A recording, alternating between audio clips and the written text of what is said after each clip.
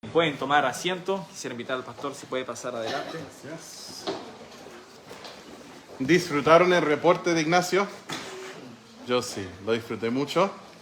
Y si quieres saber más, quizás le puedes invitar a tu casa esta semana para comer unos tacos. Amén. Ahí pueden conversar sobre el tema. ¿Ya? Bien, voy a ajustar esto un poquito. Mandamos un saludo a nuestros amigos en línea. Esperamos que pronto puedan acompañarnos en persona. Qué bueno es estar congregado. Estoy muy feliz de verles a cada uno de ustedes, de estar aquí en esta reunión. Bueno, vamos a continuar el tema de la mañana estudiando en la palabra de Dios acerca del diezmo y lo importante que es. Específicamente el título de mi bosquejo es El diezmo, una práctica neotestamentaria. Porque hay muchas razones por qué las personas no dan el diezmo, y una de las razones por qué es que se suele escuchar es que fue una práctica del Antiguo Testamento. Y eso es lo que vamos a estudiar esta tarde. Podríamos ver muchas otras razones que la gente da, de por qué no da, pero yo creo que este podría ser el principal. Entonces, estudiar juntos acerca de este tema. Si nos estás visitando o escuchando, quizás si no eres parte de nuestra congregación, para que sepas, este no es un tema que nosotros tocamos tan seguido, pero sí es algo necesario de estudiar porque está en la palabra de Dios. Así que les invito, hermanos, a abrir sus Biblias al libro de Génesis, capítulo 28. Génesis 28.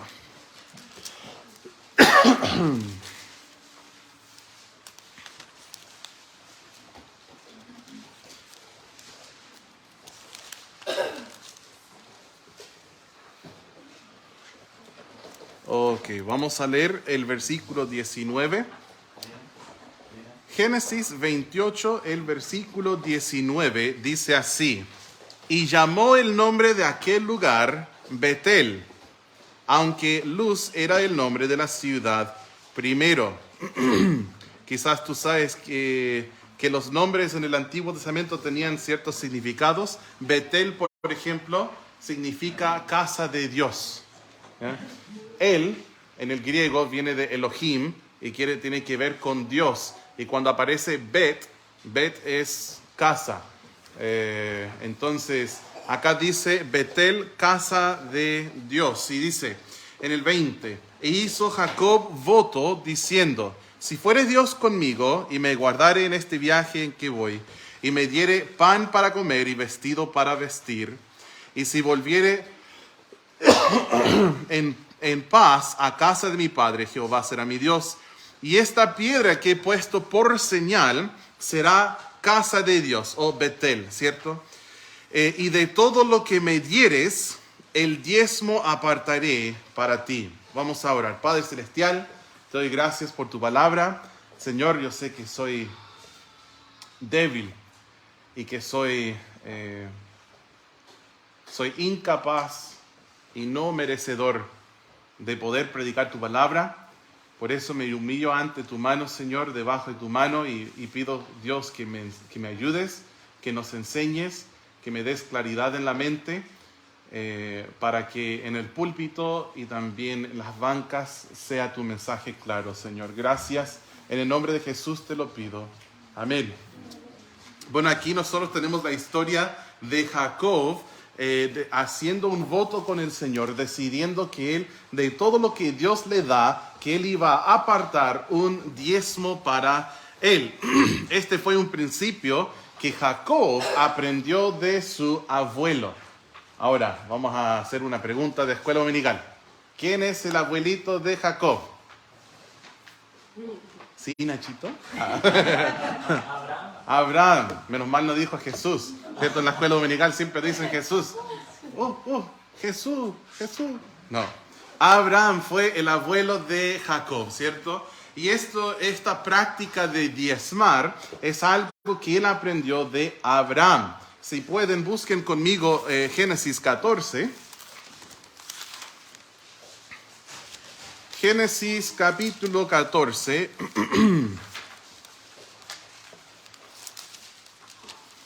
Y el versículo 20. Dice, bendito sea el Dios Altísimo, que entregó tus enemigos en tu mano. Y le dio a Abraham, antes de que su nombre fuera cambiado a Abraham, dice, y le dio a Abraham los diezmos de todo. O sea, Abraham había tenido una batalla y de todo el botín de esta batalla, él apartó el 10% y lo entregó al sacerdote de Dios, quien se llamaba Melquisedec. Este no fue un caso aislado en la vida de Abraham. Fue algo que él creyó tanto que hasta aparece aún en la vida de su nieto Jacob. Probablemente Abraham lo haya traspasado a Isaac y entonces Isaac a Jacob. Entonces el primer punto que quiero entregar esta tarde es este. El principio del diezmo se estableció temprano en la Biblia. ¿Por qué digo principio? Porque nosotros solemos vivir la vida bajo principios, ¿cierto? Nosotros no vivimos la vida bajo emociones, no queremos encontrar preceptos o conceptos bíblicos, principios bíblicos y establecer nuestras vidas sobre estos principios. Y el principio del diezmo se estableció temprano en la Biblia. Esto es algo que es muy evidente en el libro de los principios o de inicios, ¿cierto? El libro de Génesis. El segundo punto que vamos a ver, Dios mandó a Israel a diezmar. Ahora, quiero hacer algo claro. Hay una diferencia entre el tiempo de Abraham y el tiempo de Jacob y luego el tiempo de Moisés. ¿Y cuál es la gran diferencia? La gran diferencia es que el pacto o el contrato, ¿cierto? Que Dios, el testamento que Dios hizo con Israel, estando Moisés encima del monte Sinaí, este pacto no existía en los tiempos de Abraham. Por lo cual, cuando decimos que Dios mandó a Israel a diezmar, nosotros estamos hablando de otro tiempo, de otra época. No es la misma época de Abraham. Después de Abraham, sus descendientes fueron a Egipto por 400 años. Terminaron en esclavitud. Dios les rescata de Egipto. Ellos dan vuelta, ¿cierto? Después de cruzar el Mar Rojo, dan vuelta 40 años en el desierto y luego entran a la tierra prometida bajo el liderazgo primero de Moisés. Él no entra a la tierra, pero su sucesor Josué sí lleva el pueblo de Israel a la tierra prometida, Jordán. Entonces, Dios hizo un pacto con Israel y es lo que nosotros llamamos el Antiguo Testamento o el Antiguo Pacto. Y sí entiendo que puede ser un poco confuso porque Génesis, ¿cierto?, está en el Antiguo Testamento de la Biblia. Pero Génesis no es parte del Antiguo Testamento. No sé si me estoy explicando muy bien. En la división de la Biblia sí se encuentra en el Antiguo Testamento. Pero si estamos hablando de testamentos como pactos y el pacto que Dios hizo con Moisés, el antiguo pacto o el Antiguo Testamento que él hizo con Moisés, este testamento no estaba funcionando en los tiempos de Génesis, porque no había nacido Moisés. Eran 400 años antes que siquiera naciera Moisés. Entonces algunos dicen, no, el diezmo es del Antiguo Testamento. En un sentido sí, se encuentra en las páginas del Antiguo Testamento, pero no solo ahí, también está en el Nuevo Testamento, en diferentes lugares, pero se encuentra en las páginas del Antiguo Testamento, pero no es parte del pacto mosaico de este Antiguo Testamento, ¿ya? En el libro de Hebreos hay un pasaje que nos habla de que para que haya un Nuevo Testamento, primero el testador tiene que morir. Y esto está hablando del pacto que Dios hizo con Israel en el monte Sinaí. Y después, para que este pacto terminara, era necesario que el testador, uno de las dos partes que firma el contrato, tuvo que morir. Y esto es lo que sucedió en la cruz. Jesús murió en la cruz. El testador, Dios mismo, quien hizo este contrato con Israel, murió. Él murió en la cruz y resucitó. Por esto, cuando Él instituyó la cena del Señor, Él dijo, en esta copa es el Nuevo Testamento en mi sangre. Entonces, Cristo instituyó un nuevo pacto o Nuevo Testamento. Entonces, podríamos incluso decir esto, que quizás tú dirías, Juan el Bautista, ¿dónde se encuentra en la Biblia? Se encuentra en las páginas del Nuevo Testamento, ¿cierto? Pero teológicamente, doctrinalmente, Juan el Bautista es del Antiguo Testamento. Porque Cristo no había derramado su sangre todavía. El testador no había muerto todavía. ¿Me están siguiendo, no? Entonces, aunque la vida de Juan el Bautista está en las páginas del Nuevo Testamento, él vivió en una época de transición del Antiguo Testamento al Nuevo Testamento, del Antiguo Pacto al Nuevo Pacto. Bueno, bajo el Antiguo Pacto, Dios mandó a Israel por ley que tenían que diezmar. Vayan a Levítico 27. Podemos ver que Abraham y Jacob lo hicieron voluntariamente. No se encuentra un mandato en el libro de Génesis de que ellos lo hicieran, sino que decidieron honrarle a Dios con el diezmo. Esto es importante porque el principio pone también el patrón para nosotros. Acá en Levítico 27, el versículo 30, tenemos un ejemplo de muchos donde el diezmo se dio a Israel por mandato. Levítico 27:30 dice, y el diezmo de la tierra, así de la simiente de la tierra, como del fruto de los árboles, de Jehová es cosa dedicada a Jehová. El diezmo es del Señor, es suyo. Quiere decir que sea dedicado a Él, que no se puede tocar, no se podía tocar en esta época por ley. El diezmo, cosa dedicada a Jehová. El tercer punto. Esta primicia, el diezmo, fue la herencia de los levitas. Cuando Israel llega a Jordán, a la tierra prometida, Dios dio herencia a cada tribu, excepto la tribu de Leví. Ellos no recibieron una herencia como las otras tribus de Israel, como por ejemplo Neftalí, Judá, etc. Leví no recibió su herencia en el mismo sentido que los demás. Vayan a Deuteronomio capítulo 18, por favor. Deuteronomio 18. Quiero leer los versículos 1 al 5.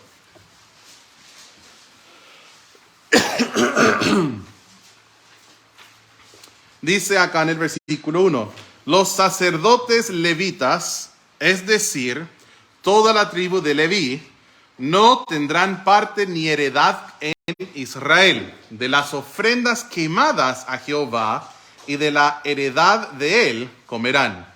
No tendrán pues heredad entre sus hermanos. Jehová es su heredad, como él les ha dicho. Y este será el derecho de los sacerdotes de parte del pueblo, de los que ofrecieren en sacrificio buey o cordero, darán al sacerdote la espaldilla, las quijadas y el cuajar. Las primicias de tu grano, de tu vino y de tu aceite, las primicias de la lana de tus ovejas le darás, porque le ha escogido Jehová tu Dios de entre todas las tribus para que esté para administrar en el nombre de Jehová, él y sus hijos para siempre. La tribu de Leví fue apartada para poder servir al Señor en lo que fue la casa de Dios. La casa de Dios en la época de ellos, primero fue un tabernáculo, ¿cierto? Que era algo como una carpa que se armaba mientras seguían un pilar de fuego en la noche y un pilar de humo en el día. Entonces descansaba el pilar en un lugar y armaban el tabernáculo y ahí hacían sus sacrificios, servían los levitas en el tabernáculo. Después la columna o el pilar de fuego en la noche o humo en el día se movía, empacaban el tabernáculo y seguía el pueblo al pilar. Después llegan a la tierra prometida, suceden muchas cosas, los jueces, ¿cierto? Muere Josué, surge una generación que no conocía a Josué y no vio los milagros que hizo Dios. Y luego todo el tema de los jueces, donde cada hombre hacía lo que le parecía bien en sus propios ojos. Luego de este tiempo tenemos, ¿cierto? Empiezan los profetas y empiezan también primero con los reyes de Israel. Llega David. David dice, tenemos que hacer un templo para Dios. Y Dios dice, bien tuviste en tu corazón el querer hacerlo, pero por ser un hombre con mucha sangre en sus manos, Dios no le dejó hacer el templo físico, construido, ya no una carpa, ¿cierto? Pero dijo que su hijo lo iba a hacer. Entonces David juntó todo el material para que pudieran construir un templo. Entonces este templo fue la casa de Dios. Luego fue destruido y entonces reedificado y hoy en día no existe. Fue destruido, parece que en el año 70. Ani, historiadora graduada del seminario bíblico, ¿no? Creo que fue en el año 70 que se destruyó otra vez el templo. Entonces, hoy en día no existe el templo judío, pero en aquellos días, los tiempos bíblicos, los levitas eran los trabajadores del templo. Los descendientes de Aarón, quien también fue levita, los descendientes de Aarón fueron sacerdotes. Ellos llevaban a cabo, ¿cierto?, los sacrificios, y el sumo sacerdote también, que era como el jefe de ellos. Luego los levitas eran los trabajadores en la casa de Dios, haciendo de todo. Toda esta tribu no tenía sus terrenos y sus tierras para tener ganado y para sembrar y recoger. Por lo cual, lo que Dios escogió es que ellos vivieran de los diezmos y de las ofrendas de la tierra. Las otras 12 tribus, eran 12 en total. Entonces, si puedes imaginarlo, ¿cuántos diezmos necesitamos nosotros para equivaler a uno? Si un diezmo es 10%, ¿cuántos 10% necesitamos para tener 100%? 10. Entonces, si pensamos en la tribu de Leví, ¿cuántos diezmos necesitamos para sostener a Leví? Necesitamos a 10 tribus diezmando. Queda una tribu más. Con esa cantidad se puede sostener la casa de Dios, hacer reparaciones cuando es necesario, todo lo que es inversión en la casa de Dios. Es muy sabio nuestro Señor de cómo Él lo diseñó. ¿Ya? Bueno, tenemos otros pasajes que nos hablan de lo mismo. Por ejemplo, miren en Números 18. Números capítulo 18 es hacia atrás en tu Biblia. Si estás en Deuteronomio todavía, Números 18 y el versículo 21. Hermano Luis está viendo a su mamá. Le mandamos muchos saludos. Que el Señor le bendiga. Estamos felices que su nieto está de vuelta. Le habíamos extrañado mucho a Ignacio. Bueno, Números 18, versículo 21 dice: He aquí, yo he dado a los hijos de Leví todos los diezmos en Israel por heredad, por su ministerio, por cuanto ellos sirven en el ministerio del tabernáculo de reunión. También en el versículo 24 dice: porque a los levitas he dado por heredad los diezmos de los hijos de Israel, que ofrecerán a Jehová en ofrenda, por lo cual les he dicho, entre los hijos de Israel no poseerán heredad. Entonces el diezmo para Israel fue algo muy práctico. Tenía dos propósitos, ¿ya? Un propósito muy práctico lo encontramos en Malaquías 3:10, donde dice: traed todos los diezmos al alfolí y haya alimento en mi casa. Entonces, para que los obreros de la casa de Dios tuvieran comida, para esto servía el diezmo. Otro propósito práctico del diezmo fue para que las personas aprendieran a temer a Jehová. Esto está en Deuteronomio 14. Miren lo que dice Deuteronomio 14, versículos 22 al 23.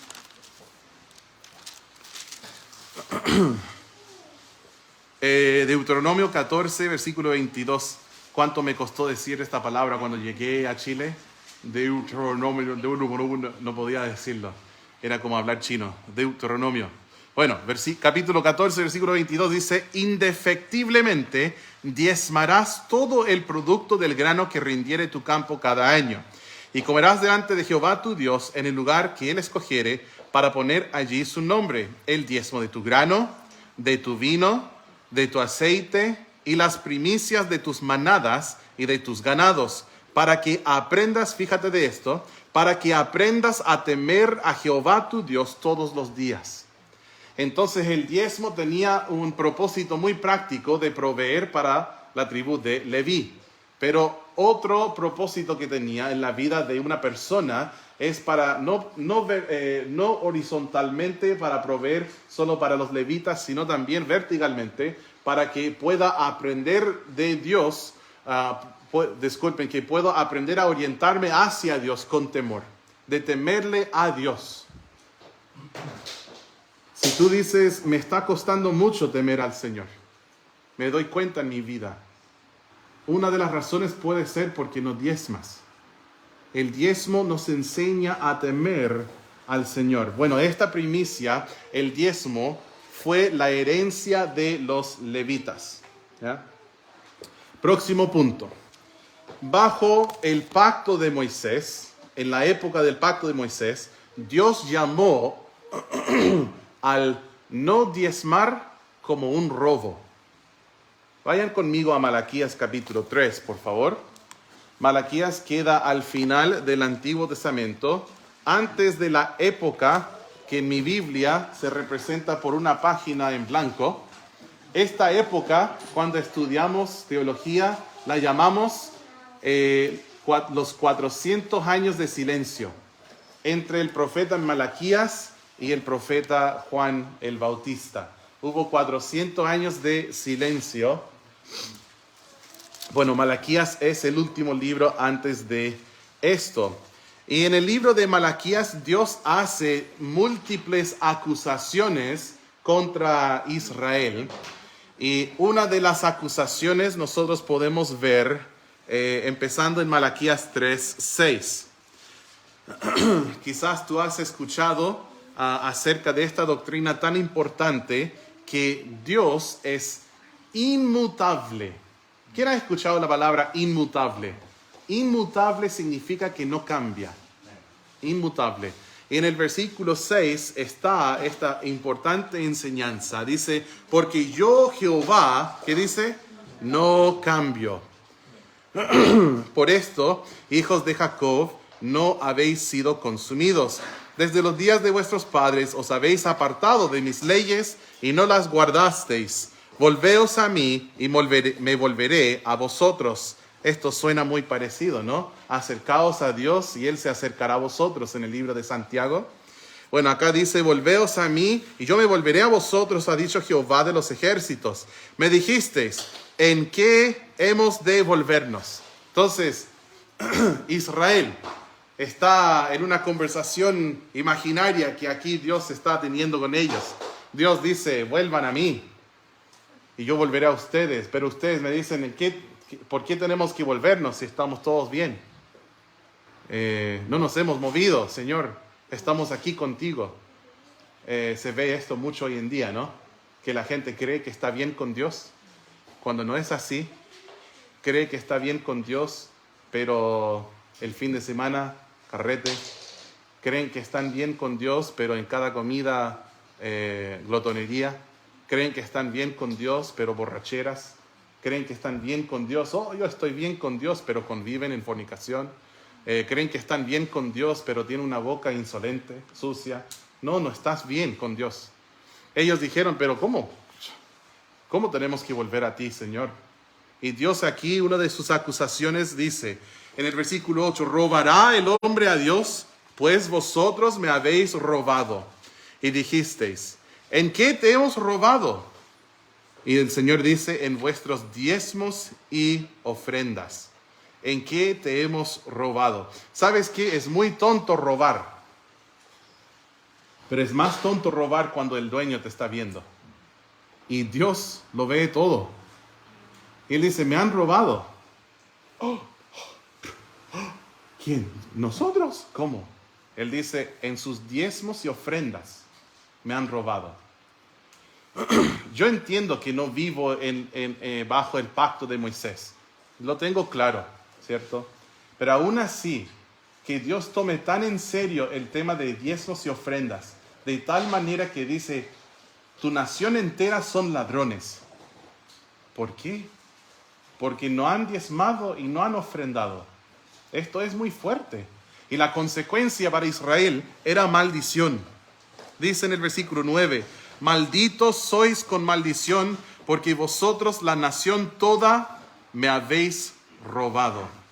Entonces el Señor equivale el no diezmar en el tiempo ¿cierto?, del pacto de Moisés. Él equivaló el no diezmar con el robo. El versículo 10 dice, traed todos los diezmos al alfolí y haya alimento en mi casa. Y probadme ahora en esto, dice Jehová de los ejércitos, si no os abriré las ventanas de los cielos y derramaré sobre vosotros bendición hasta que sobreabunde. Reprenderé también por vosotros al devorador, que sin duda fue una referencia a algún bicho que comía la siembra de ellos, cosas que habían sembrado. Y el Señor dice que si diezman voy a reprender al devorador y no os destruirá el fruto de la tierra, ni vuestra vid en el campo será estéril, dice Jehová de los ejércitos. Para que nosotros podamos entenderlo en un contexto del día de hoy. ¿Qué sucede si acá en la primavera empiezan a florecer los manzanos y los cerezos, y ya empiezan a florecer, ¿cierto? Tienen sus brotes y todo, está la base para hacer un año fructífero, y de repente nos llega una escarcha muy fuerte. ¿Qué sucede? Se echa a perder, ¿cierto? Todas las cerezas y todas las manzanas. Por ponerlo en nuestro contexto, Dios le decía a Israel, por no diezmar y por no ofrendar, van a llegar escarchas y van a quemar sus cerezas, van a quemar sus manzanas. Lo que han sembrado, van a venir saltamontes, van a venir este bicho y este otro bicho y van a comerlo. De una u otra manera, yo me consigo mi diezmo, dijo el Señor. De una u otra manera. Él dijo, yo voy a conseguir mi diezmo. Y al contrario, Él les dijo, si me roban, maldición. Pero no tienen que estar bajo maldición. Él dice, traigan sus diezmos al alfolí. Y entonces yo voy a abrir las ventanas del cielo y derramaré no maldición, bendición, que sobreabunde. No van a haber escarchas tardes en el año, yo voy a proteger tus cosas. No va a llegar el devorador, voy a reprender el devorador.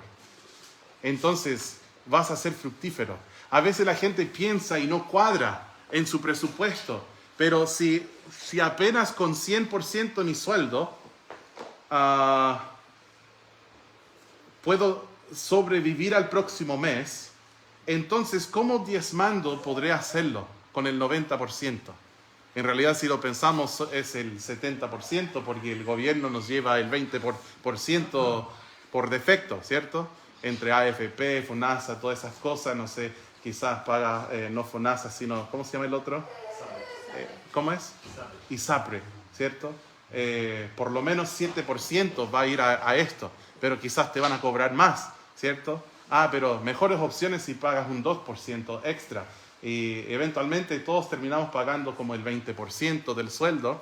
Después con un diezmo estamos sobreviviendo no con un 80%, sino con un 70%. Y uno calcula y dice, pero yo no veo cómo. Pero hermanos, tú puedes hacer más con 70% de los ingresos, honrando a Dios, de lo que puedes hacer con 80% y no honrando a Dios.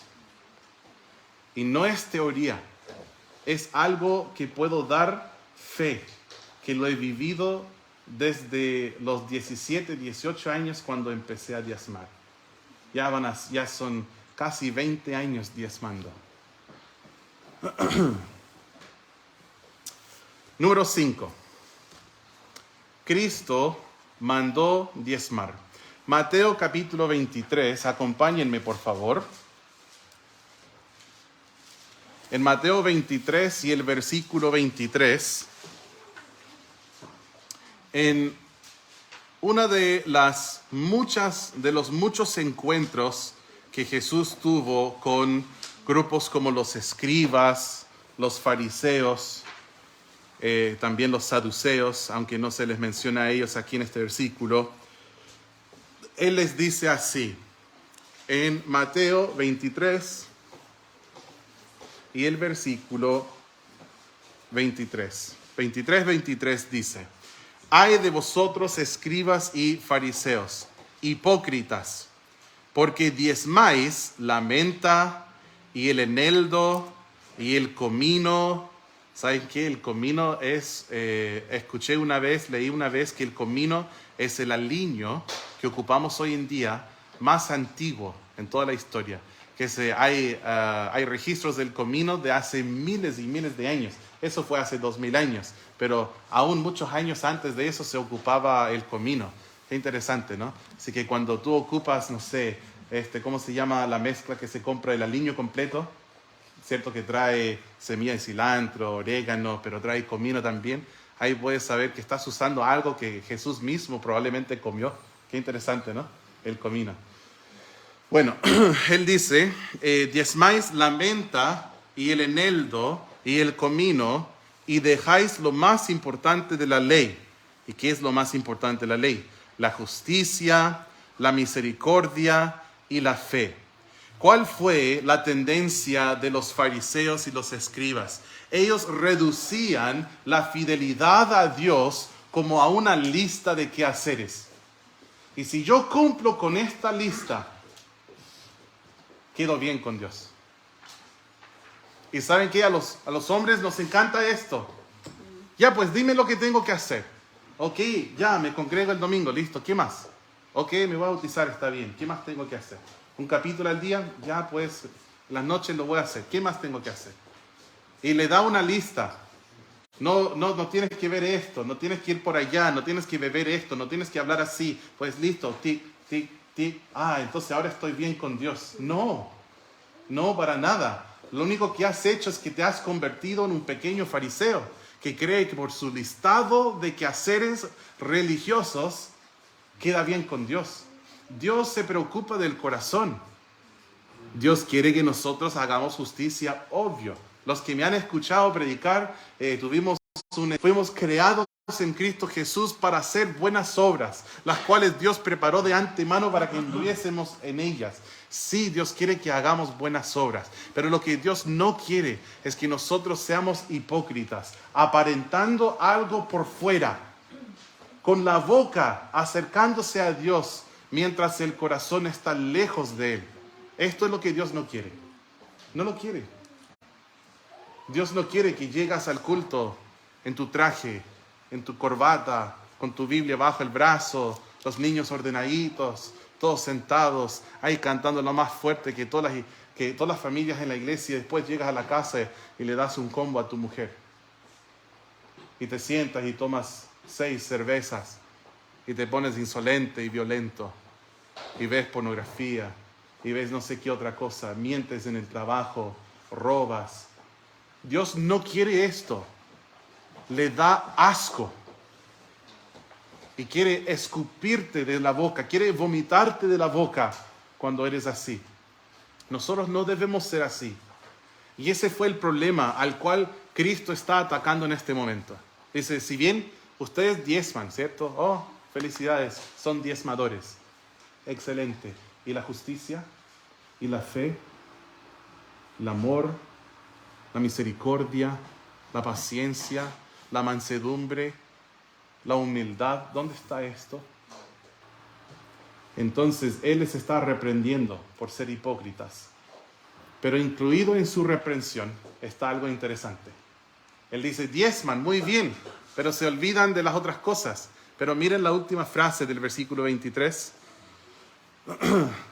El ventilador anda cambiando mi página. Ok. Mateo 23 dice, después del punto, al final, Él dice, esto era necesario hacer, hablando de la justicia, la misericordia y la fe, sin dejar de hacer aquello.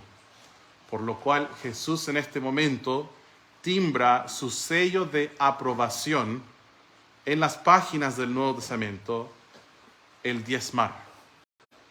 Él dice, sí, enfóquense en lo que es justicia, fe y misericordia y no dejen de diezmar.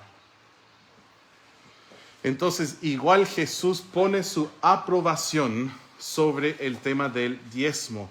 Encontramos también en el libro de Hebreos, capítulo 7, versículos 1 al 10, también nos habla acerca del diezmo.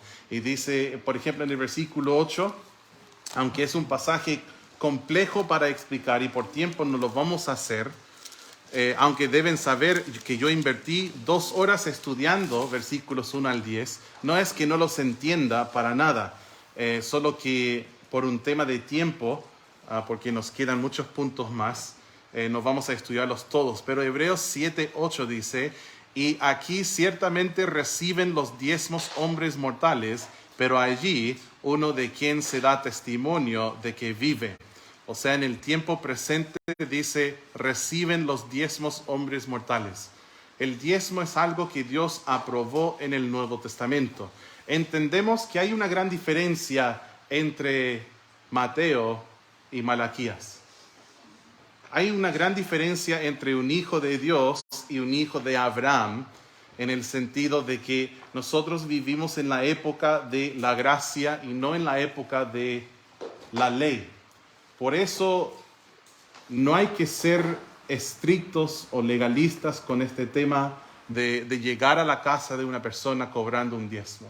O de decir, ¿quieres pasar adelante? Listo, pero el diezmo se paga en la puerta. ¿Saben que hay iglesias que lo hacen? Yo tengo un amigo que es pastor en el norte de Chile y me dijo que llegó una familia a su iglesia y esta familia desapareció.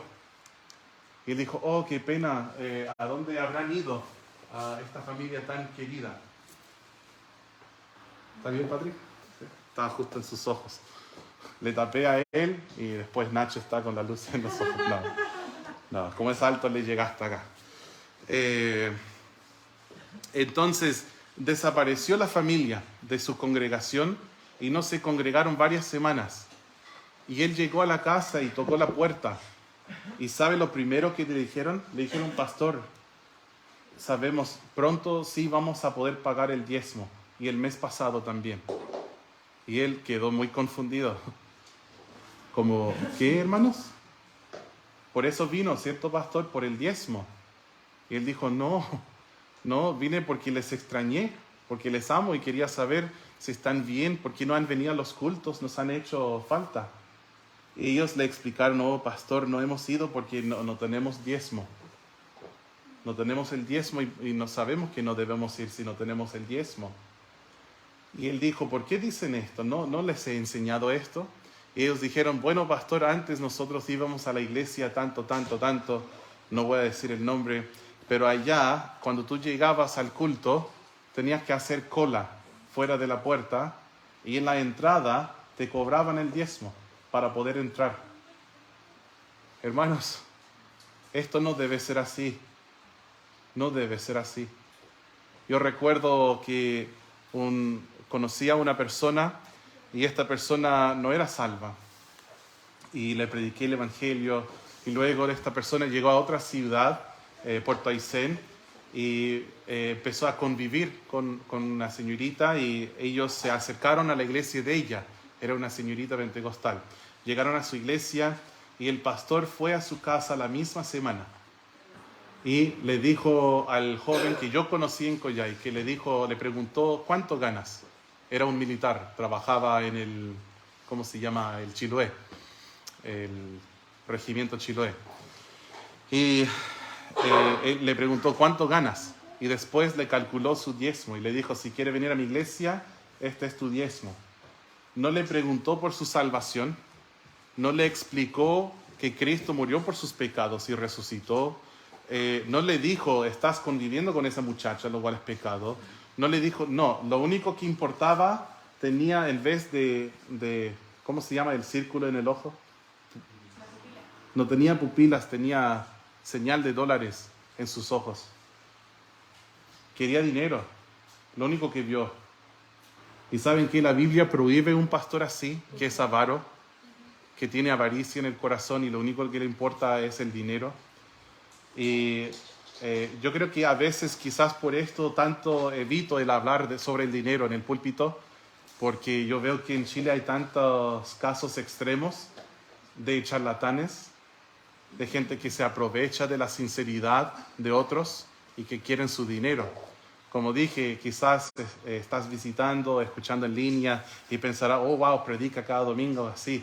No, nada que ver, quizás una vez al año o menos. En realidad, lo que me importa es tu bienestar espiritual. Si eres mi hermano en Cristo, yo creo que debes diezmar porque va a ser para tu bien. No me va a afectar ni para bien ni para mal. Bueno, quizás para mal si no lo haces porque te veré mal y eso me causa pena. Pero es para tu bien y no es fastidioso hacerlo. Es de mucho gozo. Debes siempre dar con gozo si vas a dar. No debes hacerlo por tristeza ni por necesidad porque alguien te está obligando. Debes hacerlo porque lo propusiste en tu corazón y quieres hacerlo. Y te da gozo. Y no como algunos que cantan, oh, sí, soy feliz, con una cara como si estuvieran en un funeral. Oh, sí, soy feliz, feliz. ¿Cierto? No, el dar no es así. Han escuchado quizás un decir que debes dar hasta que duela. He escuchado esto de pastores, algunos pastores. No debes dar hasta que duela. Debes dar hasta que se sienta bien. Hasta que sientas gozo y felicidad. Porque es un gozo dar. Es un gozo. Ok, vamos a seguir. Punto número 6. El Señor ordenó que hoy los diezmos, como con los levitas de ayer, son para apoyar a los trabajadores de la casa de Dios. La casa de Dios hoy en día ya no es el tabernáculo, ya no es el primer templo, ya no es el segundo templo. La casa de Dios hoy en día es la iglesia del Dios viviente, columna y baluarte de verdad, dice 1 Timoteo 3:15. Acompáñenme a 1 Corintios 9, por favor. 1 Corintios capítulo 9. Ignacio, ¿usted puede leer el versículo 7 bien fuerte? Gracias. 1 Corintios 9, versículo 7, dice: ¿Quién fue jamás soldado a sus propias expensas? ¿Quién planta viña y no come de su fruto? ¿O quién apacienta el rebaño y no toma de la leche del rebaño? Estas preguntas no son necesarias de responder, ¿cierto? Un soldado no va a la guerra pagando su camino, excepto quizás en algún caso muy extremo de la historia, donde uno por mucho amor por su patria lo habrá hecho, si hay casos de esto. Pero ¿quién planta uvas y después no come de las uvas cuando salen? Todos, ¿cierto? ¿Quién cuida un rebaño pero después no toma de su leche? La respuesta es obvio, todos. ¿Y a qué va el Señor en 1 Corintios 9? Está estableciendo el derecho que tiene el varón de Dios de recibir un sueldo por su trabajo. El obrero es digno de su salario. Y esto es lo que él está tratando de enseñarnos. En el versículo 11, 1 Corintios 9, 11. Nacho, ¿lo puede leer otra vez? ¿El mismo versículo? El 11, por favor. Okay. Si nosotros sembramos entre vosotros lo espiritual, ¿es gran cosa si segáramos de vosotros lo material? Entonces el trabajo que hace un pastor es un trabajo espiritual, es labor, es mucho trabajo. Y el trabajo del pastor, 1 Timoteo 5 nos habla de esto, que él es digno de su salario. De hecho, pueden guardar su lugar aquí en 1 Corintios 9. Y yo quiero leer 1 Timoteo 5. Y volveremos a 1 Corintios 9 en un segundito.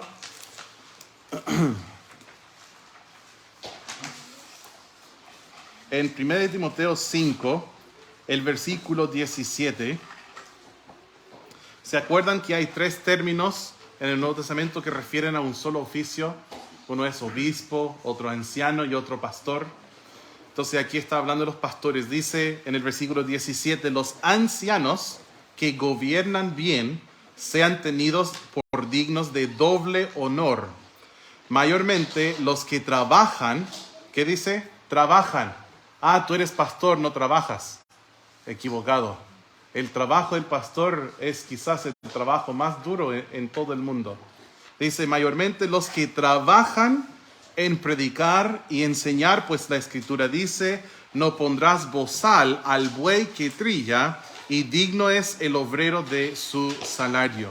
Entonces, volviendo al tema de 1 Corintios 9, el Señor estableció, ordenó que los diezmos, igual como en el Antiguo Testamento, con el levita, tuvieran esta función de apoyar los trabajadores de la casa de Dios, los ancianos, pastores, obispos.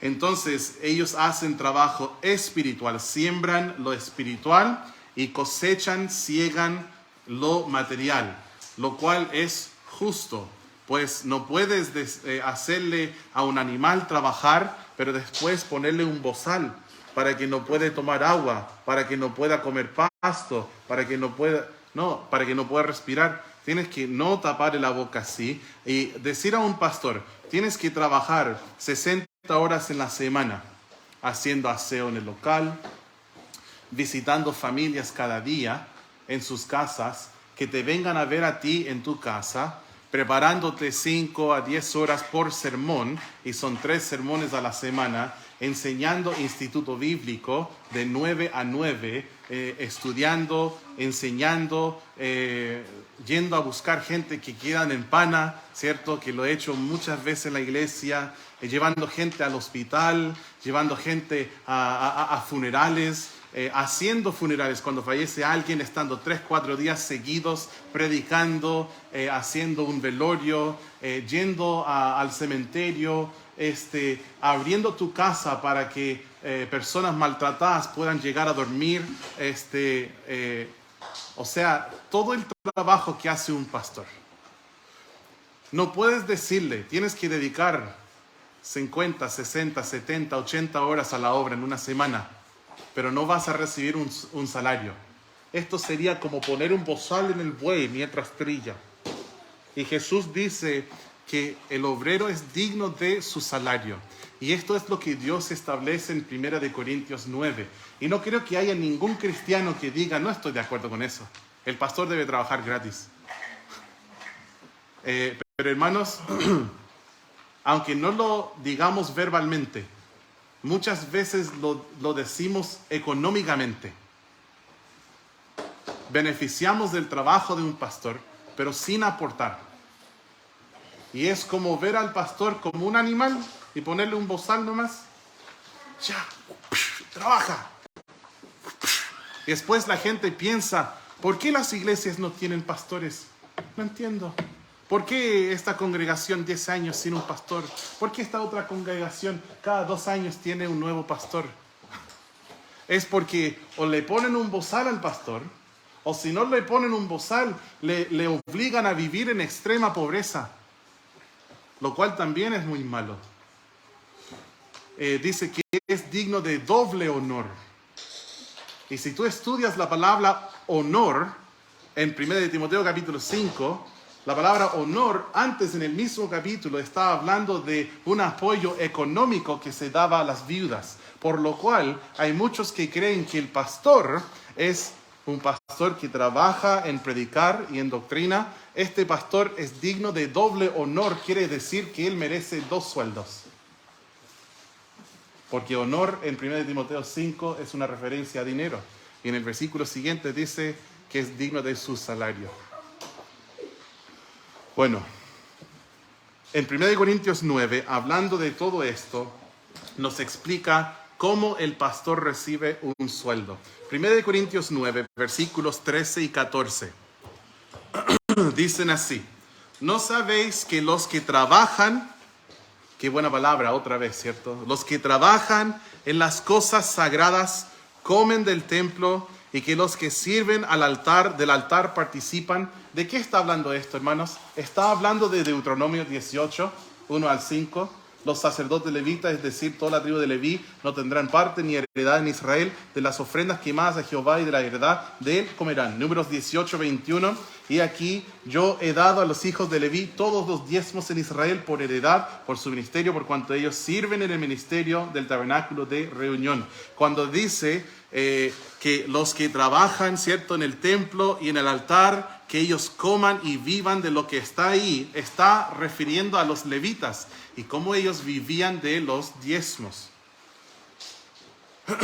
Traed todos los diezmos al alfolí. ¿Para qué? Para que haya alimento en mi casa. El versículo siguiente dice: así también ordenó el Señor a los que anuncian el evangelio, que vivan del evangelio.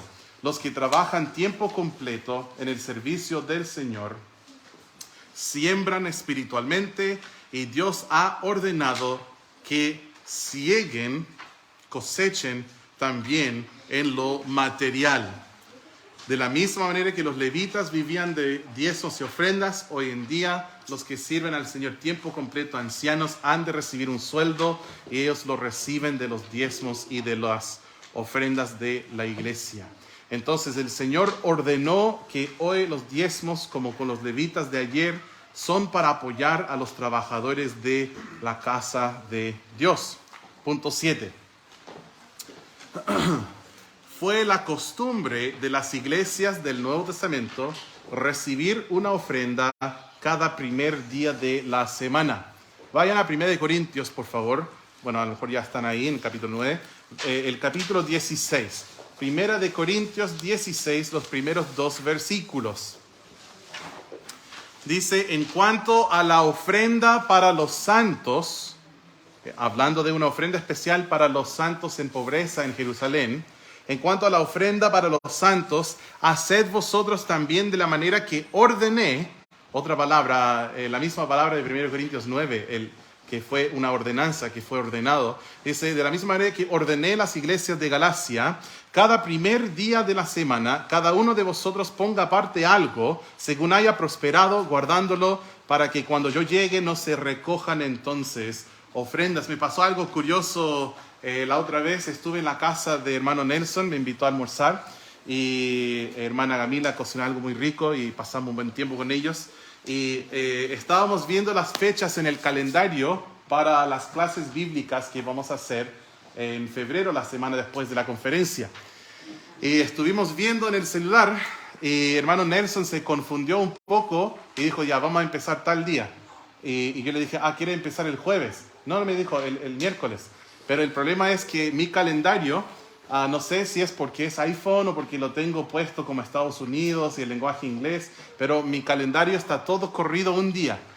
En mi calendario no empieza el día lunes. En mi calendario empieza el día domingo.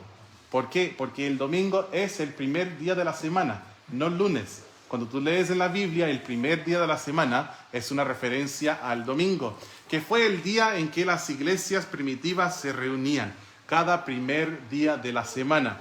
Y tenían esta costumbre de recibir una ofrenda cada primer día de la semana. Entonces nosotros seguimos con esta costumbre. Ahora, se ha cambiado un poco lo que es el tema de salarios o sueldos el día de hoy. En aquellos días, ellos normalmente tenían sus ganancias diariamente, por lo cual juntaban un diezmo durante la semana y una ofrenda para la ofrenda especial. Llega el domingo y llevan su diezmo, su ofrenda, el primer día de la semana. Nosotros hoy en día normalmente una persona recibe su sueldo cada 15 o cada 30, ¿cierto?